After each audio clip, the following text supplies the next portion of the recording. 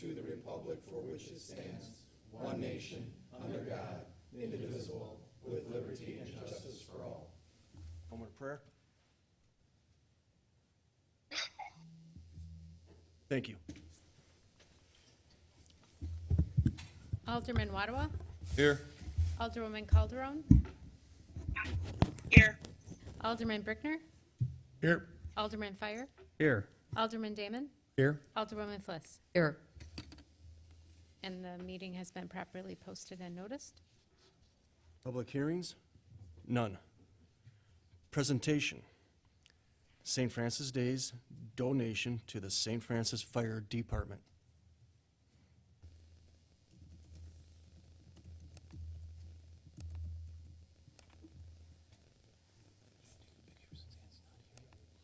$1 million. Thank you.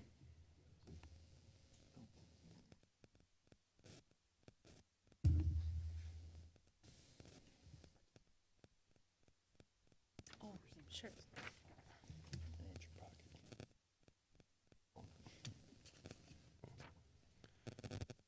Berkshire Stella, did you want to come up and speak? No, okay, that's kind of what. 1 million, okay. Thank you. Moving on, planned unit development, preliminary concept review, city-owned parcels 1616, 1620, and 1630 East Layton Avenue and 1700 Layton Avenue by Cal Builders LLC. If you gentlemen would like to come up to the table. Oh, you got, perfect. That's even better. Melinda, thank you. My name is Jose Dominguez. I am a project manager and head of architecture at Colley Builders in New Berlin. And I have with me Aaron Colley, owner of Colley Builders. We're a design build firm in both residential and commercial construction. But for tonight, I'm here just to briefly explain our proposal and preliminary development for the parcels you see here. The subject site is off of Layton Avenue, in between Kansas Avenue and Brust Avenue. It consists of privately owned parcels, about 6 parcels here, and then also we are proposing on trying to work with the city on these city-owned parcels as well. Currently, the site is vacant. We have some great change here. We have an elevated site from Kansas Avenue, and it slopes downward west towards Brust. There is a current retaining wall at this location. As we zoom out, we can see that currently the parcel, this is the project site that we're proposing. Currently, we're surrounded by residential zoning, commercial zoning on either side of the parcel, and then the airport to the south here. What we are proposing, or actually we have a few sites, photos of the existing parcel. As you can see, it's a vacant lot. You can start seeing the retaining wall to the north of the property. This is off of Kansas and Layton. This is directly off of Kansas looking onto the parcel itself. Is that retaining wall part of the property, or is that part of the... I believe that's part of the neighbors. Yeah. This is directly looking onto, looking north off of Layton onto the property. We start to see some commercial entities in the back in the foreground. And then again, once again, the elevation grade, you can start seeing it slope down. There is a commercial motor vehicle sales facility to the west of the proposed site, and then this is looking east off of National there. The proposed size, we have two options in your packet, but one of the ones that we prefer and exploring further into development is, as you see here, as going to present. Currently, we are developing the site as far as providing an anchor tenant, and I'll speak a little bit more about the anchor tenant. Currently, it's the fishing hole, which is still off of Layton, down the street a little ways. But we are proposing what's called a business condo development. These are units that can cater to retail, can cater to internet sale, can cater to offices, which we offer. Each unit has its own restrooms, has the option of providing inventory, overhead doors up the rear, or personal parking spot within the unit itself. This development, one of the reasons why we prefer this development is that we hold the development or the structure of the development close to the street, trying to get more of a pedestrian friendly or pedestrian link off of the street, using the current sidewalks off of Layton Avenue. This allows us to get lower intensive, we figure, office use on these rear units and kind of limit that, since they don't have the exposure off of Layton that we have. So we're tailoring these front units as, you know, a mix of retail that have a little bit higher exposure to and use the Layton Avenue off the thoroughfare there. Currently, we're providing about 126 parking spaces, and here's an overview of it. Again, we wanted to keep a residential buffer on that side, being adjacent to the residential, kind of a dense residential area on here, and limiting and working with the grade as it slopes down to the east. There is some concern that we are exploring as far as the stormwater retention on the site. It's come to our attention that, especially being so close to the airport, we originally had thought about providing retention ponds in that development, but you know, being so close to the airport, they're concerned with birds. Yeah. So we are exploring the aspect of a storm protect. It's a resin-based instead of the concrete, which is more economical for this type of development. It works kind of the same way as it's an on-site detention process that we can use and utilize for you know, a mid-sized development like this. And these are some of the shots that we envision. Again, this is the fishing hole that would be anchoring this development. Currently, the fishing hole is been in business for about 50 years. It's kind of a staple in that area. They're currently located in Cudahy, and they tote that they're the largest fish and tackle supply store in this area and in Wisconsin. They do host some small classes. They do some fish and tackle repair on their site as well.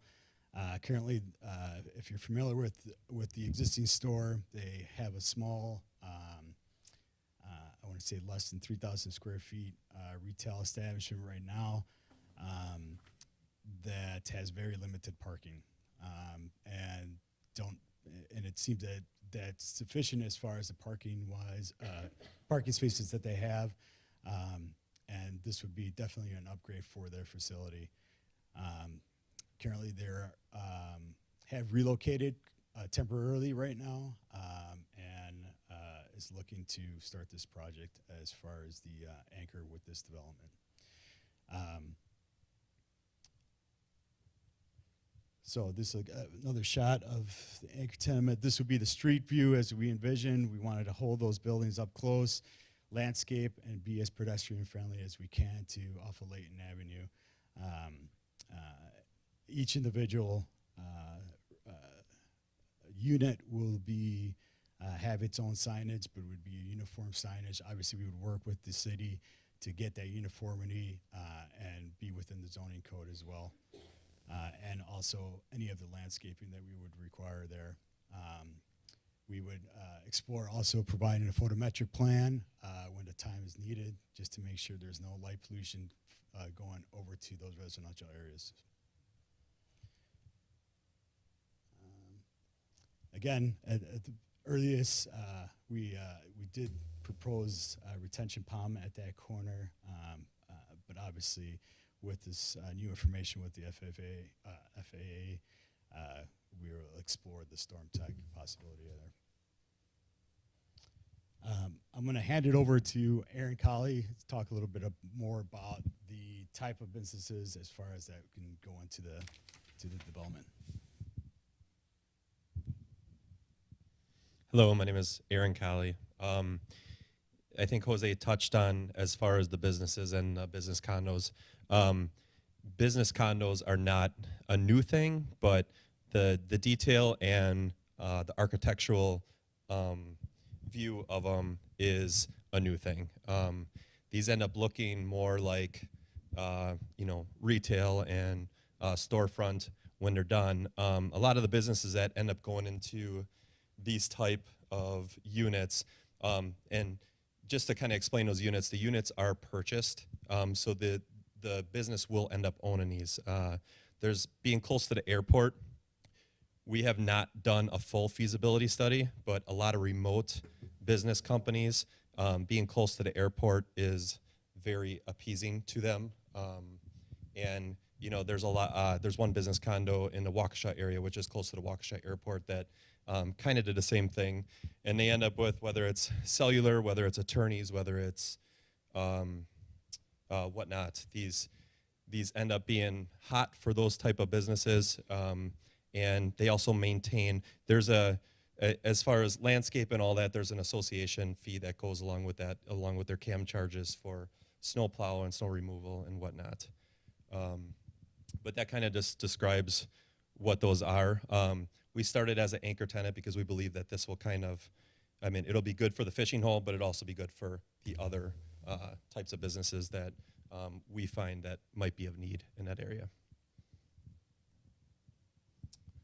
Any questions for us?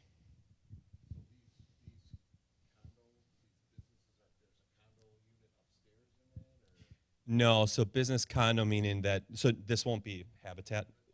It'll just be, it's business. So in these units, you can have a small office, all of them have their own bathrooms, and then they have either a retail or storage area that goes with it.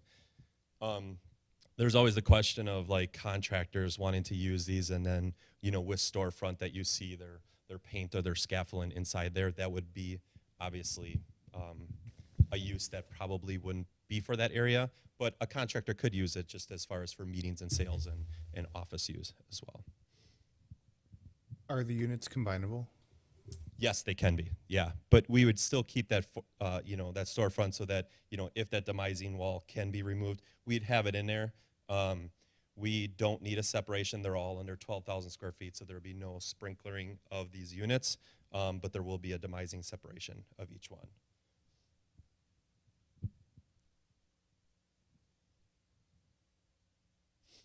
With these, just having the parking on both sides, is there a front and a back entrance that would be feasible, or is it?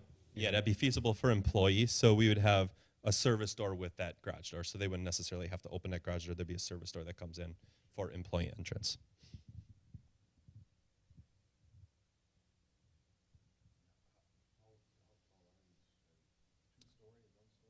They're one story, but we increased the architectural elements to be a little bit bigger on the front, just so it didn't look too small.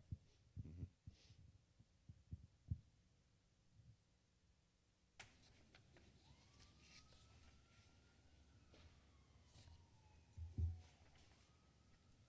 Any other questions?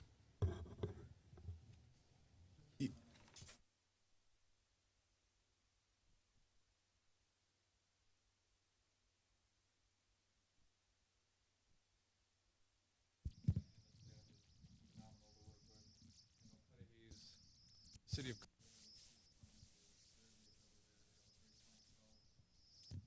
Sorry about that. They have a great clientele, and they're just great people to work with. As far as the condos, I know in Waukesha, I personally use them. There's a couple of them that I use. There's one that does ceramic coating for vehicles and whatnot, and others like for window tinting or whatnot for vehicles, high-end cellular stuff, like you said. And it's been nothing but profitable, and it's appeasing to the eye and the location. I just commend you guys for bringing this forward because I think it's a great idea, and that's just my personal opinion. I don't have any ties to the fishing hole or anybody else. I'm just a client, that's all. You mentioned phase 1 and phase 2 development. What kind of timing are you looking at in between the two phases? We would have to get back to you on that. The fishing hole would be first, and then, you know, potentially the front, or that, you know, we would put a phase together for that. Sure. And so definitely the building all the way to the east, but then, so with phase 1, would that get completed all at the same time? Or, Will this get completed? yeah, same time as the fishing hole, would the other units in phase 1 get completed as well? As far as these two? Yeah. We would probably do the front area across here. And, you know, like, based on site work, we would do all site work, potentially put those foundations in, complete all the parking so this is all cleaned up, and then go with those units. But we'd come together with a good plan as far as for phasing it and timing. And when we market them, I mean, we could sell them all right away, and we'd just do everything right away, so. Mark? So this is under the process of planned unit development. And so planned unit development, the first step of the process is the preliminary concept review, which you're seeing tonight. If the Common Council wishes to go further with this project, the next step would be to refer the preliminary concept review to the Planning Commission for the developer to work on an initial PUD submittal to the Planning Commission and authorize staff to negotiate with the developer on a possible development agreement for the development.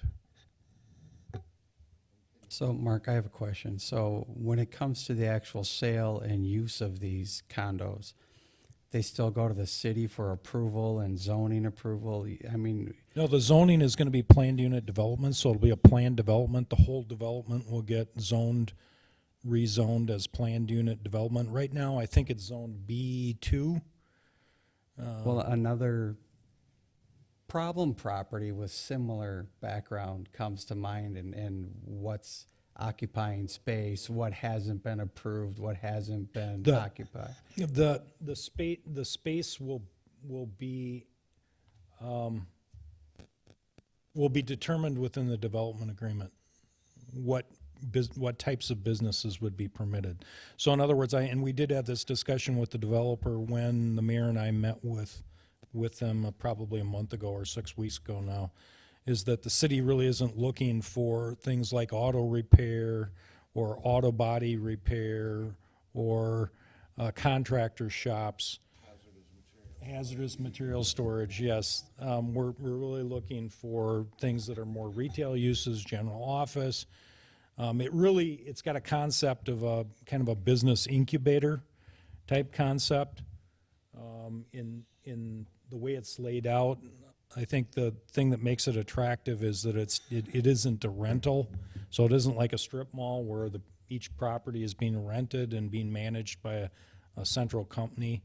I think it does have some air of sole proprietorship when you have the individual units sold to individual businesses, and then they take ownership and pride in the development kind of differently than they would if they were renting in a strip mall. So it does have a little bit unique concept that way. I'm looking at the anchor thinking if they're the first store in, and it's going to be a great addition, and I love that you're coming to St. Francis from across the border. I just would hate to see something next door move in that they regret down the road. So I'm just curious. That was the question. So thank you.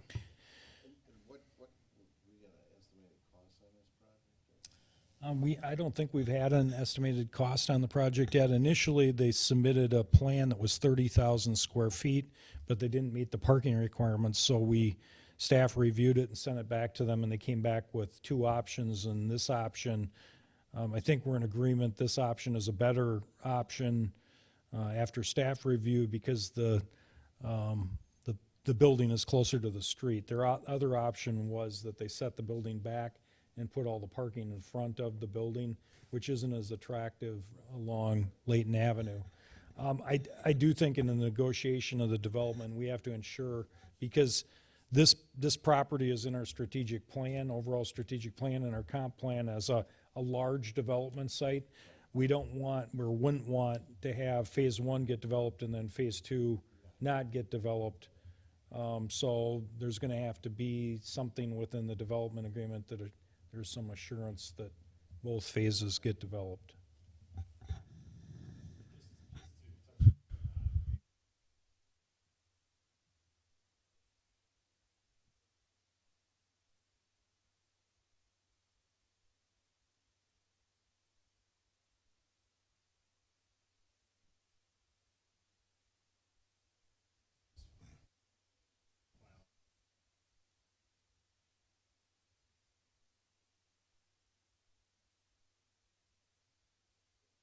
Association would be those, how many buildings are there, units are there here?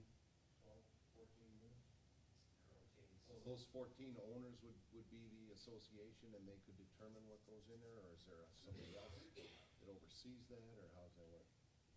It's determined prior, so who can go in there, so that would be part of the. And that, Steve, that would also be in our development agreement with them, so it would identify the zoning and what businesses can be in there and what businesses can't. Yep. I'll make a motion to refer to the planning commission, and then direct city staff to work with, the negotiation side of it. I'll second that. All in favor? Aye. Aye. All opposed? Ayes have it. Thank you. Thank you, gentlemen.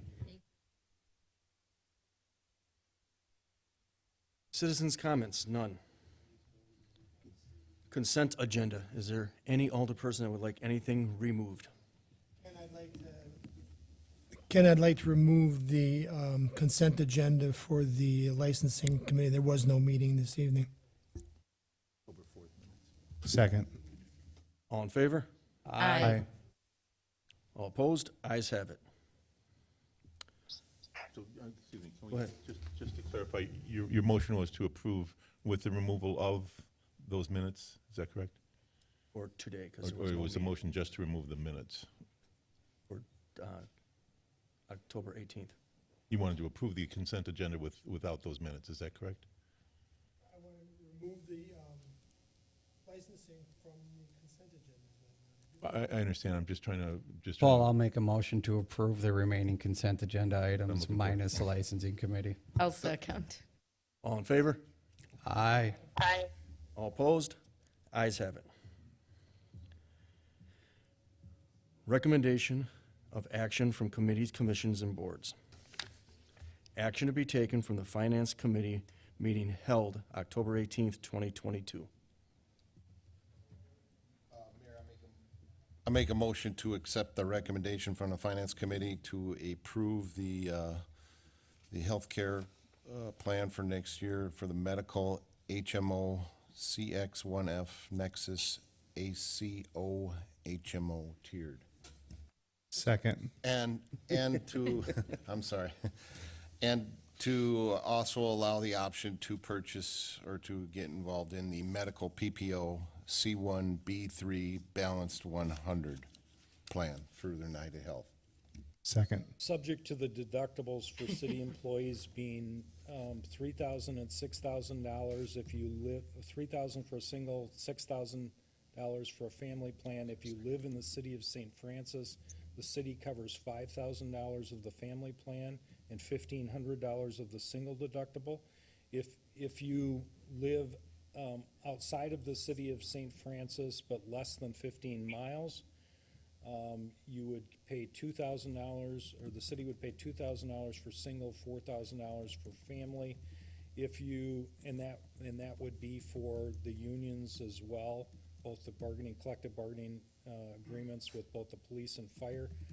If you live greater than 15 miles and you are a member of the collective bargaining agreements for either the police or the fire, then they would have no contribution toward, the city would provide no contribution toward the $3,000, $6,000 deductible.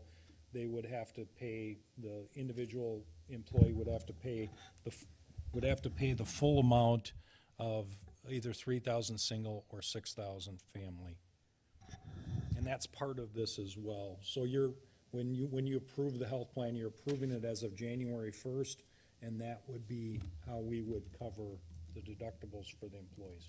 So you're adding that to your motion, Steve? Absolutely. Can I just ask I have my Mark, are hand there up. quite a few people that live more than 15 miles? I don't think there's any right now, but Yeah. the unions have both bargained residency out of the contracts, and so we've been consistent with both the police and the fire union that if you wish to live greater than 15 miles from the city of St. Francis, being a protective service employee, that we will not contribute to your deductible. Okay, I just wanted to find out. Thank I'll update my second. All in favor? Aye. Aye. All opposed? Ayes have it. And that was Action- all from finance, sir. Thank you. What about the, Action to be taken from the Commission meeting from 10/6/2022. Mayor, upon recommendation from the Park Commission, I make a motion to include funds for 8 ADA picnic tables, 3 ADA round tables, and 2 benches for Ventnor Park in the 2023 capital budget.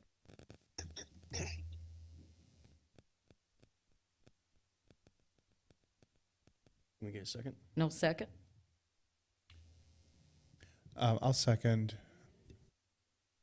Any further discussion? So where are we looking at? Putting these are they picnic tables, or are they gonna be a patio for them to be on, or? Well, they're talking about moving some of the things around. A lot of the that we have are older picnic tables, and we only really have one ADA, correct, Melinda, where you can actually pull up under that one that we purchased even when Arts Council was there. There aren't a lot of those, there aren't any available. So we're trying to get something more. I mean, we have a lot of elderly that come up there, even people we were talking about with strollers and stuff, so that there's more up there for people than sitting on the bench type thing. And so we looked at it, and I think that it's reasonable, and some of the other picnic tables are very old, so maybe they would be, moved out somewhere else or not used at all, but there is room. And was there a cost associated with those, or? Well, that's why I think it's in Melinda capital budget. Is that included, Mark, in the Mayor. budget you presented this evening? So, They're not cheap. I mean, we know, even so a I bench would, isn't. if you would be amicable to allow it to either come out of the capital budget or out of ARP funds. There may be ARP funds available that we could use. So if you could amend it to say either the capital budget or ARP funds. I will amend it, sure, where funds are available, that's fine with me. I'll second. Any further discussion? All in favor? Aye. Aye. All opposed? Ayes have it. Mayor, upon recommendation from the Park Commission, I make a motion to include funds for study of Ventnor Park to determine short and long-range improvements needed. The funds would be from the 2023 capital budget. This is something that we have talked about as a group. This is something I know we have talked about in the different committees that meet up there, 4th of July and everything, that we need renovations definitely up there. So, I mean, I think having a study, some type of study, is probably what we need for someone to tell us what we could do and what we can afford. At least that's what the Park Commission believes. It's already in the capital budget that was presented tonight. I'll second that. Any further discussion? All in favor? Aye. Aye. All opposed? Ayes have it. Mr. Mayor, upon recommendation from the Park Commission, I make a motion to include funds for an additional power access point for the land between the homes on South Packard Avenue and the entrance drive to Fretner Park to facilitate additional power needs for events. And this would be funds in the 2023 capital budget. If you have a question, we had, they talked about it from 4th of July and St. Francis Days. I believe everyone's saying we don't have the right type of power set up. It was explained at the meeting that we do need it. Melinda, maybe you can add on that, but it did make total sense when it was discussed. Yeah, whatever funds are available. I'll second. Any further discussion? All in favor? Aye. All opposed? Ayes have it. That's it, Mr. Mayor. Thank you. Resolutions and ordinances, none. Discussion items with possible action. Notice of claim and circumstances on behalf of Margaret Simmons dated September 21st, 2022. Margaret Paul. This was this was an incident involving a collision between a motorist and a city-operated vehicle.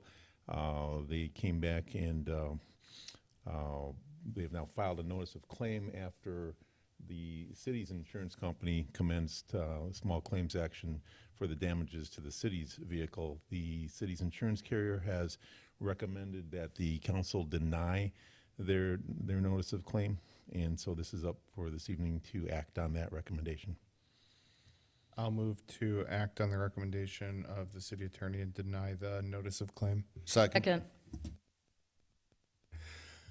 All in favor? Aye. All opposed? Ayes have it. City of St. Francis, DPW Facility Stormwater Pollution Prevention Plan. Melinda?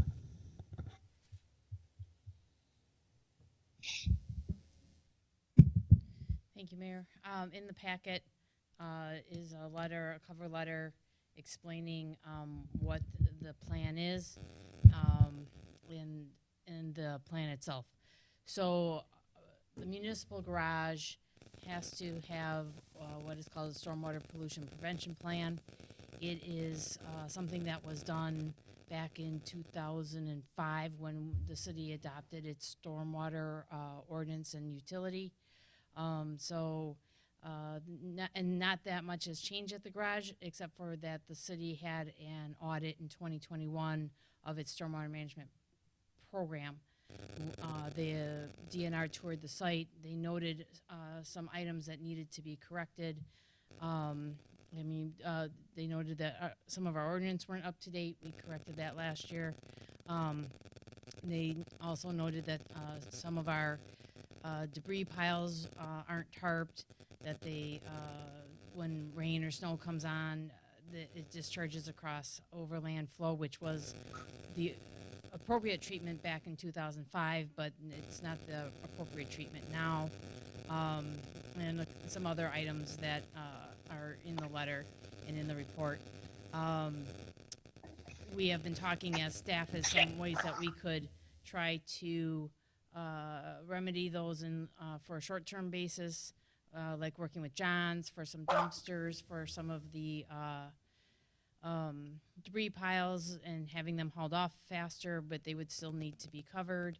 And anything else that sits outside still needs to be covered, and the runoff from those piles still needs to be treated before it goes to the very next to the it goes to the ditch that's between our site and the railroad and the 794.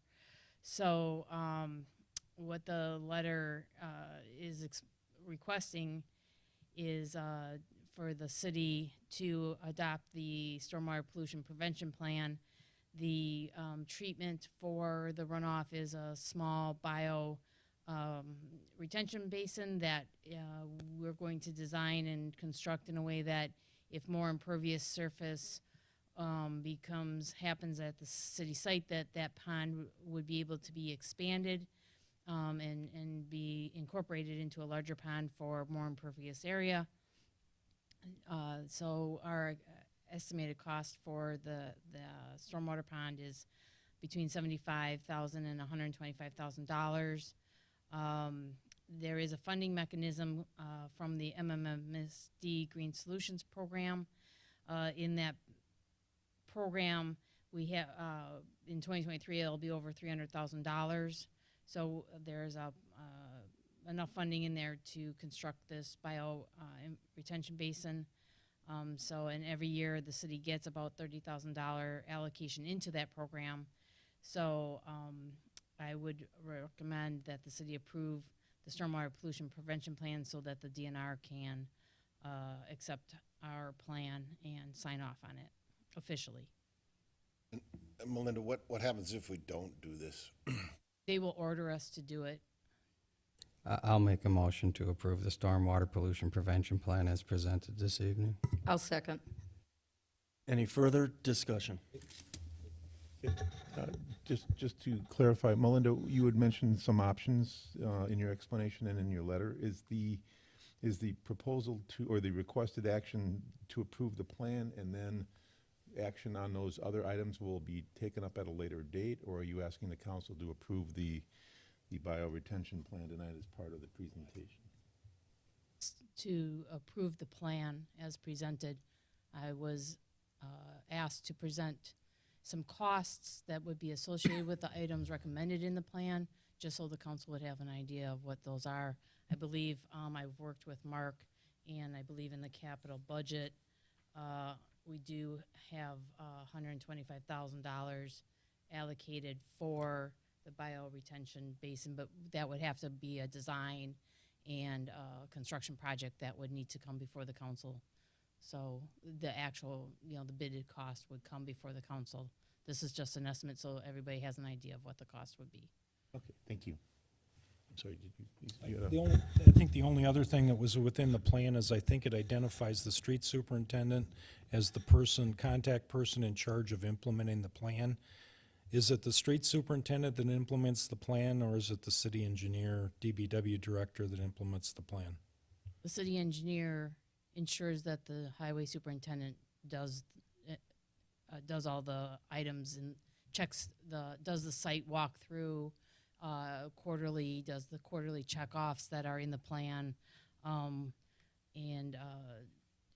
but it's the city engineer that would oversees all of that and makes sure that everything's being done I'm not sure that's correctly. clear in this stormwater plan, so maybe as an amendment that should, as part of the approvals, that the city engineer, DPW director oversees implementation of the stormwater management plan. So any improvements that are done within this plan will come back to common council for approval. So because some of these are going to be fairly large expenditures, Melinda's got some estimates for paving a portion of the property, and so that a lot of these things will come back for approval as individual projects, but the plan is the plan. So we're fine with amending. No, you approve the stormwater, you accept and file the stormwater plan as amended with the city engineer's, DPW director being the manager or oversight for the implementation of the plan. So I concur with that amended And I motion. concur. And we had a second? Any further discussion? All in favor? Aye. All opposed? Ayes have it. Memorial bench donation and location for Helen Wozniak. Melinda? A few months ago, the city had been contacted by the Wozniak family. This was a person who lived in the city for her entire life, and they had asked, initially they asked for the city to pay for a bench. The Common Council had indicated that the city would not pay for a bench. That's not the process that the city has done. We communicated that to the family. They have agreed to pay for the bench. It would be a 4-foot bench. And we worked with them on a location which is over by the Neashing Trail. It's outside the capped area, so it's closer, just outside the Trestle Creek subdivision proper in their outlet. So they're acceptable with that. And so that way we can put in a concrete foundation and make sure the bench doesn't somehow disappear. And they would also pay for the memorial plaque that would go I on the move to bench. approve the new location. Second. Mr. Mayor, if I may, under section 6223.5, because this is a memorial, the location of any memorial would need to be referred to the Planning Commission for its recommendation before the final approval by the council. So the appropriate action this evening would be to refer to the Planning Commission for its recommendation and have them refer it back by next meeting. Seems like work that doesn't need to be done, in my opinion. But I understand there's specific items that the statutes require be referred to the Planning Commission before action by the common council. okay, I will refer to the Planning Commission. I'll amend my second. Any further discussion? All in favor? Aye. Aye. All opposed? Ayes have it. Appointments to committees, none. Action concerning any currently outstanding appointments to committees, commissions, and boards provided for under the City of St. Francis Code, none. Correspondence with possible action or referral. Email from Valerie Spacek, removal of the no parking sign at 2509 East Klein Drive. Melinda? I would request that this request be referred to the Board of Public Works for determination whether the sign can be removed or not. I'll make that motion. Second. All in favor? Aye. Aye. All opposed? Ayes have it. Unfinished business, Narcan box. This matter was originally discussed. It was put over for the last meeting, and unfortunately, there were not everyone was present, and Alderwoman Fliss, had asked that it be put over till this evening's meeting for further discussion. If I may, I did find out this afternoon from Jackie Ovey, the city's health administrator, that they had ongoing practice of holding periodic seminars at the city library with regard to the Narcan education, and then making it available to anyone who came in and registered and took the educational class. She did indicate also this afternoon that that was interrupted by COVID, but they are anticipating resuming that series. And she also said that she had, since the meeting that she attended, been reaching out to some area businesses to discuss have them host the Narcan box, and indicated that her belief was that those locations that she was working with were more appropriate, in her opinion, than having it in any city-owned building.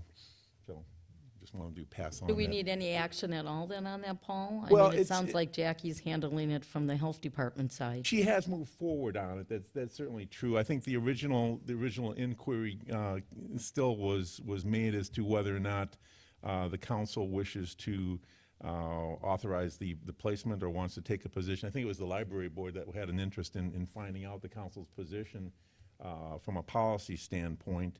In my opinion, there are legal issues involved. I think there's some practical issues involved, quite honestly, especially with respect to the caveat in the memorandum of understanding that was provided to the city, saying that, you know, we have to make sure that there's no, we keep it out of reach of children, and obviously the library is a, you know, hopefully a children-friendly locale for all involved, and they have talked to Chief Hunter, Chief Poplar. I haven't talked to Melinda, but I didn't think it was a DPW issue. If Melinda wants to weigh in, she's of course welcome to. But in talking to Jackie this afternoon, she indicated her belief that that working with the local businesses was her recommended method of proceeding. And I would also point out that in that respect, then the people who sign up are getting, of course, the training from a trained medical professional rather than going to the library and getting information from a librarian as far as the administration. So can we just have Mark contact the library director and just let her know that the council is not in agreement with this at this time? And, I mean, we don't need a formal motion or anything, Yeah, do we? I think generally speaking, my perspective on this is that I don't know if the council would be ready to take a generalized approach to all Narcan boxes and locations. However, I think that the plans or the legal issues that Paul has cited with some of the, or with the existing plan and with the fact that we're already doing outreach in a probably safer way, you know, I don't know if we would say generally no or yes, but I think that we should say no to this plan specifically. I think it was an opinion, that's why I'm saying, I don't know if we need a motion or if it's, you know, if it, I mean, I thought it was just a question asked by the library board. I mean, do they need a motion from the council? And just as for my opinion, I know that the people that were here know my opinion, and people were not. I am definitely not in favor of putting Narcan boxes in the library. Well, I think because of what Paul just said and whatever, talking with Jackie, we know that Jackie too is actually more interested now in putting it in businesses, which I have no problem if it's on private property, and the class is resuming that. I took that class, so I mean, I see nothing wrong with that either. But what I'm just asking is, do we need a motion, or do we just let someone talk to the library board? I mean, I don't, that's what I'm asking. I think so there's two ways of handling. If it's the consensus of the Common Council that you don't want to move forward, then no, I don't think you need a formal motion in that regard. You know, each council member can express their opinion, and Mark can take that back as the consensus of the Common Council is to not move forward. If you certainly you're free to take a formal vote. I think you know, the comment was made, not this particular type of this particular program, that the council's not interested in moving forward, that you could do that as the alternative. So either way you want to do it. I know we have a library board member present too, so at least he knows two what's of going us. on. Oh, two, So sorry. I would just make it clear to her that there are other venues being pursued, and it is not the desire to allow that to be in the library. We have no interest in that being in the library. We need to make that clear. Right, and that would be my question, is if we don't say anything or we don't take any action, can they still do it?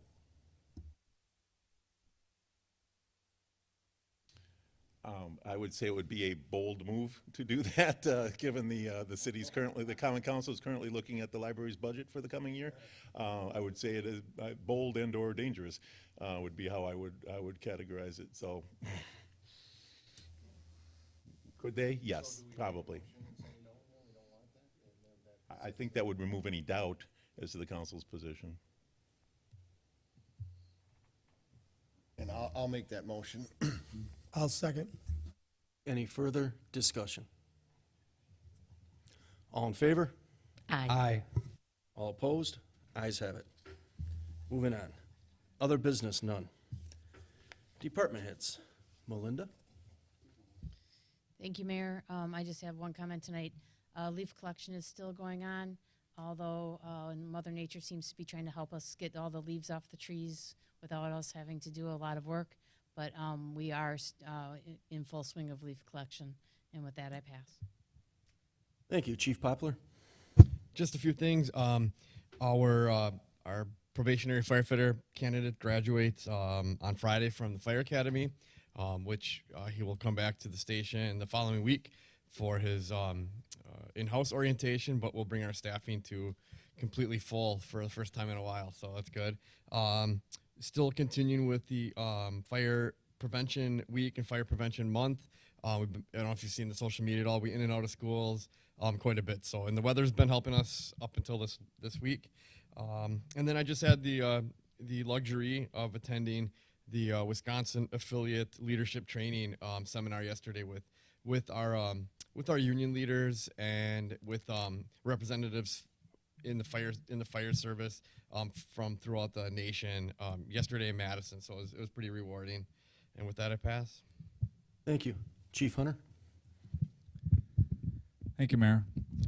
The old Squad 6, the Ford Explorer, the 2016 Ford Explorer, the city mechanic has graciously helped out with that and has stripped off all the decals. It will shortly be going to auction, and that'll be announced to you guys via email as soon as that goes to auction. That was approved previously in a prior ask from me to the council, and I anticipate that cross my fingers, $12,000 to $16,000 for that to go back into the capital budget, if not more, considering today's car market. The school district, St. Francis School District, for the first time with the new city, school superintendent, had reached out to me inquiring about ALICE training and / alert training. The school administrators previously did not want that. They kind of did the lights out of sight and like shelter in place, which I've never agreed with. As a training liaison for McLeod and as one of the 3 training heads for the county when it comes to rescue task force training, myself, Gary Grabish from Wauwatosa, and Eric Lindstrom from the city of Greenfield would put together RTF training for all fire departments and all police departments in Milwaukee County. So we're all trained the same, and that is with the ALICE / alert model for responding to an active shooter. God forbid it happens in one of our schools. That said, our school district prior never wanted to go along with that program. They had their own program, which to me was very dangerous to the students, and we did convey that to them, but they didn't change. Thankfully, the new school superintendent, Deb Kerr, wants ALICE. They were not able to attend the last 2 sessions because of the overcrowded, overbooked. I was able to speak with the FBI, who the FBI is the one that actually puts on this training. They're the ones that created this training. And I'm drawing a blank on his name. Sokolowski, I'm sorry. He's brand new to the training unit. He will be putting on the training for the St. Francis School District, all of the school district employees on December 16th. And they're welcoming Thomas More and other schools. It's at no cost to the schools at all, no cost to the city. It's put on free by the FBI. So we're looking forward to that. Also, we lost 2 part-time second shift clerks. That being said, I know I had a conversation with Mark regarding this. As of October 27th, and I'm more than willing to speak to each of you separately about any concerns, or we can speak now, it's up to you, regarding the change of hours. We only have 3 applications, and it's been posted now for a few months, but changing it from Monday through Friday, 8 a.m. to 10 p.m. to 8 a.m. to 8 p.m. After 8 p.m., we really have no traffic, walk-in traffic, except for a couple parking stickers. And then Saturday, it's 8 to 4 currently. It'll stay 8 to 4. And then Sunday, it'll be closed for business hours. Reaching out to our other communities, such as Oak Creek, Greenfield, Hales Corners, other police departments in the area, they have business hours, and that's Monday through Friday, 8 to 5, and that's all they have. So if you want to go buy a permit, you have Monday through Friday, 8 to 5 to go. They don't have business hours on Saturday or Sunday. So if you need attention at any of those police departments, you have to ring the buzzer, just like we have in our lobby, at which point a dispatcher will answer and then get the police department involved. The way we're set up now and the way this building was set up originally is if that buzzer's pushed for emergency situations such as somebody's being chased or they're in fear for their safety, that buzzer's pushed, dispatch can buzz or unlock our lobby entrance remotely from dispatch and allow somebody into the police department lobby where they can be locked in safely, and at which point we can be dispatched. So we're looking to hire potentially one more part-timer, which would open up Sundays potentially, but we have to relook at the scheduling, the way it works. But as of right now, these would be the hours. And we'd obviously post that. That would be effective October 27th. So with that said, if you guys have any questions for me personally, I'm more than welcome to answer them. If you have any questions afterwards, I could speak to you afterwards about this or on another date. But I just wanted you guys to be aware of the situation. We're not looking to hire 4 clerks again. 4 clerks was kind of stumbling over each other. This way it's more incentivizing for the clerks themselves because they move from 28 hours every 2 weeks to 38 hours every 2 weeks. And then speaking with Mark, there's been a little bit movement as far as the money goes, so we'll be able to retain, I think, these the dedicated ones that we have. The prior 2 second shift clerks, part-time clerks, had full-time positions elsewhere, which is why they just wanted their weekends and holidays and whatnot back.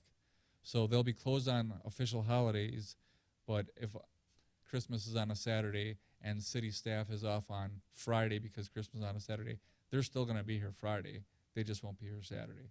So they'll be closed on major holidays, but not closed on city holidays, if that makes sense to you. How much traffic do you get on a Sunday? Very little.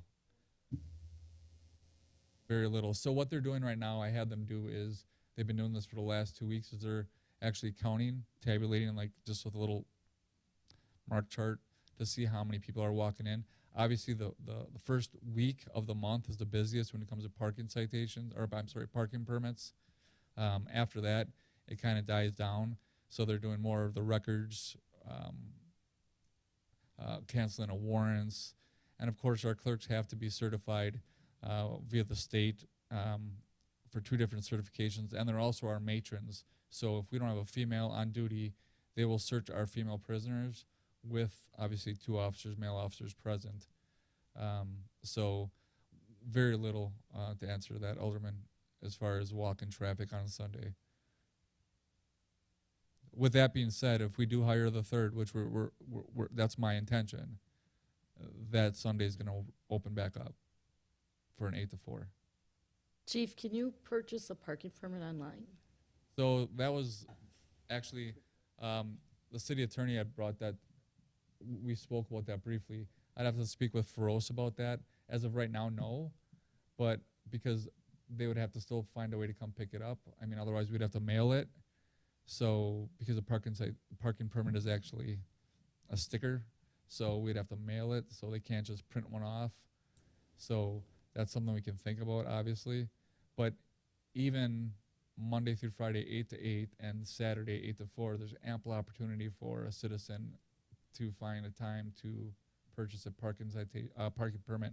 And I spoke with the mayor in 2018 to reduce the yearly amount. That was 2018, correct? Correct. Just after I became chief. So it's $12 a month, so it's $144 annually if you're to buy monthly. And to give a discount to our citizens, we dropped it to $75 a year. So more citizens than ever before are taking that opportunity to buy a yearly parking pass. So they can buy once a year, and it's $75. They're saving, quite a bit of money. They're almost half. Do other cities have like a kiosk? I kind of remember that being brought up in the past, like something where you could go and actually walk into the lobby and you could get it. I thought there were some cities doing that. I cannot answer that question. I do not know that. But again, all the other cities that do have, they all have some type of buzzer. I shouldn't say they all do. I don't. Fox Point does not, that I'm aware of. So they're closed at 5 p.m. and they're only open during business hours. So if they have a dispatch center, Greenfield has a dispatch center, Oak Creek has a dispatch center. That being said, those dispatchers are not sitting up front to take any traffic like we used to when we were over at 4235.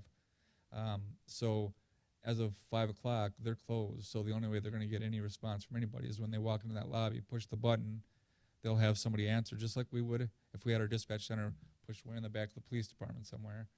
But nobody's going to come up to talk to them. They'll just have an officer respond. And again, if it's an emergency situation, they can still buzz them into the lobby. All right, thank you, Chief. Rebecca? Voting registration online or by mail ends tomorrow. So everything online or by mail at that point will need to come to the clerk's office to register. In-person absentee voting begins next week, Tuesday.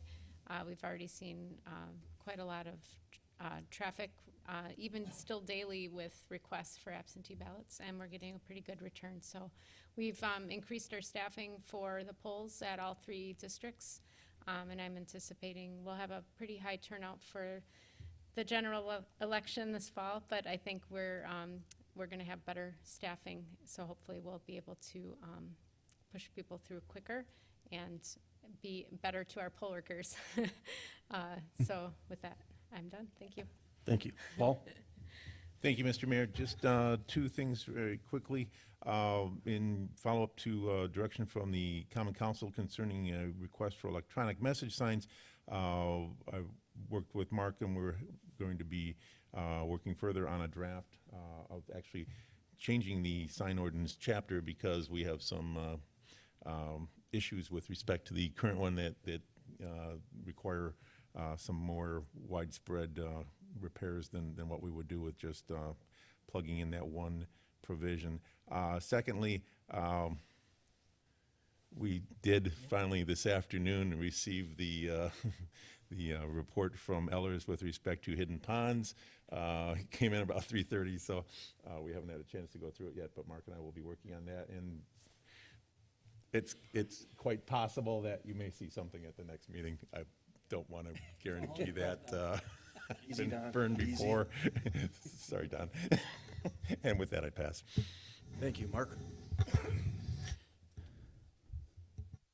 I did provide an update to the Finance Committee. Moody's reached out to the City of St. Francis for credit review of our finances again last week, and I answered a bunch of questions via email. They presented a rating as of today at 1 o'clock. Our rating remains the same at A1 within the City of St. Francis. It's neither it's not negative. I think there was only 1 year that it was negative, and that was in 2017. So that's good news. In comparison, the City of Milwaukee is an A3 negative rating, so the City of St. Francis has a better credit rating than the City of Milwaukee. Thank you. Matt? Thanks, Mr. Mayor. I'll pass tonight. Thank you. Steve? I'll pass, sir. Thank you. Don? Hidden Ponds. I'll believe it when I see it. Playing this game way too long, and I still have issues. Mark, I want to talk to you. I spoke with one of the residents there who spoke with our person who's supposedly our contact, who's on the payroll of Gary. And I just have some questions, so, but I'll bring those up, because I'll give you a chance to look into it and see what's going on. And I'm not wearing this purple shirt for Hidden Ponds. Go Vikings. Can we ban him for life? Thank you, Don. Debbie? Yes, Mr. Mayor. Thank you. Sarah? I'll pass, Mr. Mayor. Thank you. Sean? Cut it out. I have nothing either. Can I get a motion? I'll move to adjourn. Second. All in favor? Aye. All opposed?